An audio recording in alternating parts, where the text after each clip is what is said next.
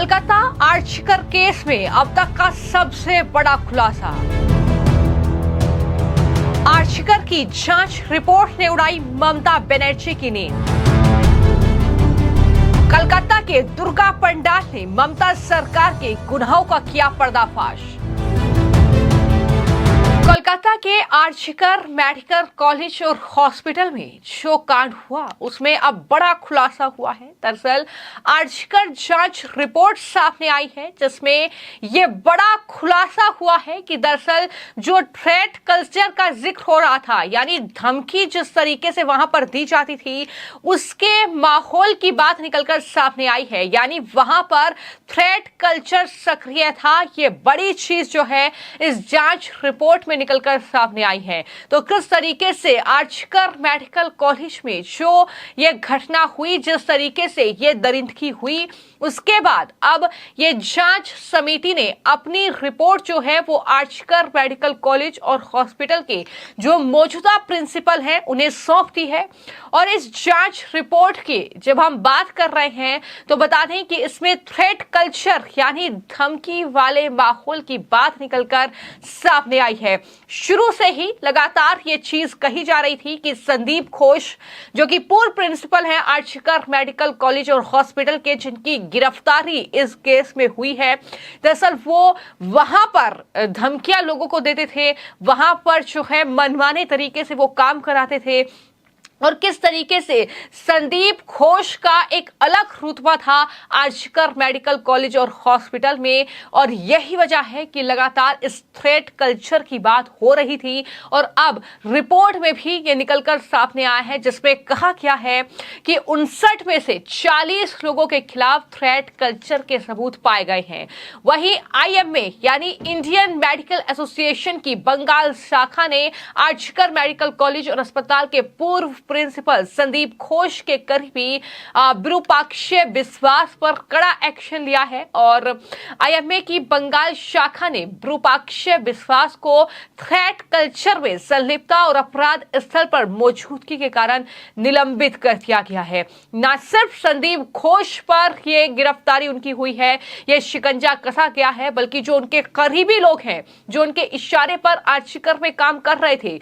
और संदीप घोष किसके इशारे पर काम कर रहे थे, ये तो जाहिर तौर पर जब इस पूरे मामले में आगे जांच पड़ताल जांच एजेंसी करेगी तो निकलकर सामने आएगा। लेकिन फिलहाल ये बड़ी खबर है कि अब संदीप घोष के एक और करीबी यानी विरूपाक्ष विश्वास को भी निलंबित कर दिया गया है।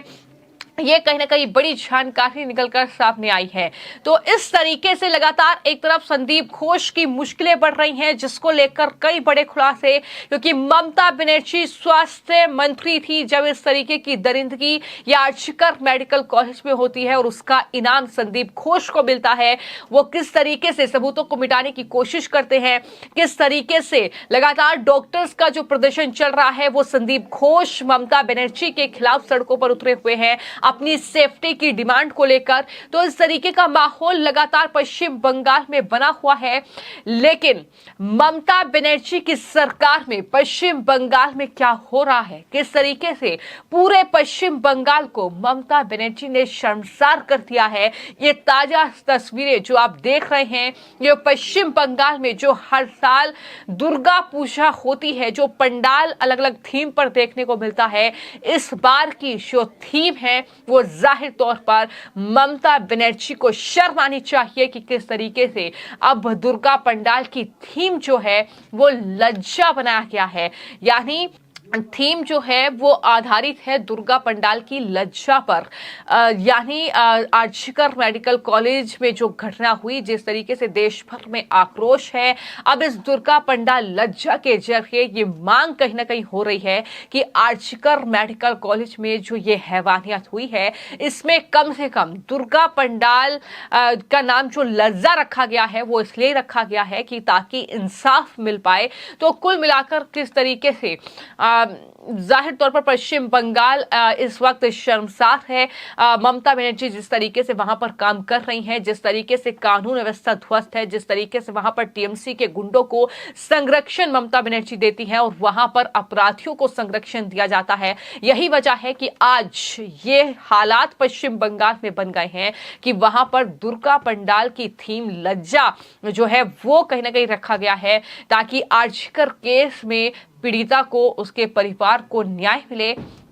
और लगातार इंसाफ की मांग तो अलग अलग राज्यों के लोग सड़कों पर उतरकर कर ही रहे हैं। दोषियों के खिलाफ सख्त एक्शन की मांग भी लगातार हो रही है।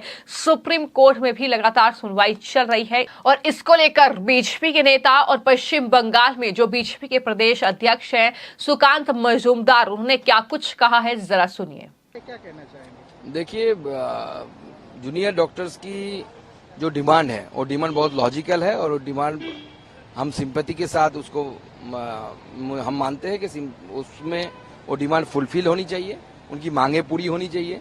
बट ये सरकार उनकी डिमांड फुलफिल नहीं कर पा रही है। सरकार की पूरी तरीके से कामयाबी है और जिस तरीके से आंदोलन चलते हुए फिर से एक बार सागर दत्त मेडिकल कॉलेज में जिस तरीके से थ्रेट कल्चर सामने आ गया, तो पूरे बंगाली थ्रेट कल्चर के ऊपर चल रहा है। हाँ, हुमायूं कबीर ने जिस तरीके का थ्रेट दिया है कि डॉक्टर्स को वो ये करेंगे, उनको हैरास करेंगे, हाँ, घेराबंदी करेंगे, घेराव करके रखेंगे, तो ये दर्शाता है कि there is no safety for the doctors.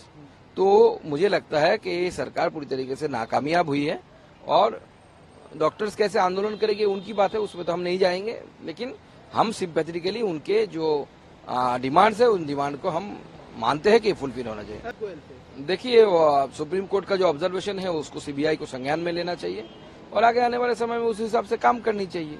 CBI एक स्वतंत्र संस्था है, वो स्वतंत्र रूप से काम करती है और उसको काम करना चाहिए। उसको देखना नहीं चाहिए कि कौन है क्या है, जो भी दोषी है उसके खिलाफ एक्शन होनी चाहिए।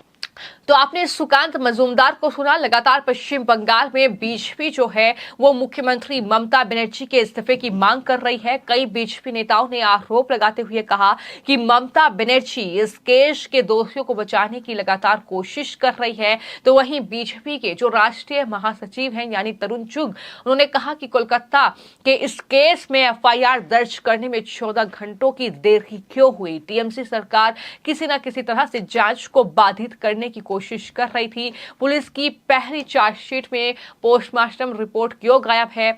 ये तमाम जो सवाल हैं वो कहीं ना कहीं ममता बनर्जी से यहां पर पूछे जा रहे हैं और संदीप घोष को बचाने के लिए जांच में बाधा डाली गई, सबूतों के साथ छेड़छाड़ की गई और इस तरीके से ममता बनर्जी और कोलकाता पुलिस कमिश्नर का पॉलीग्राफी टेस्ट होना चाहिए, ये मांग भी लगातार बीजेपी कर रही है।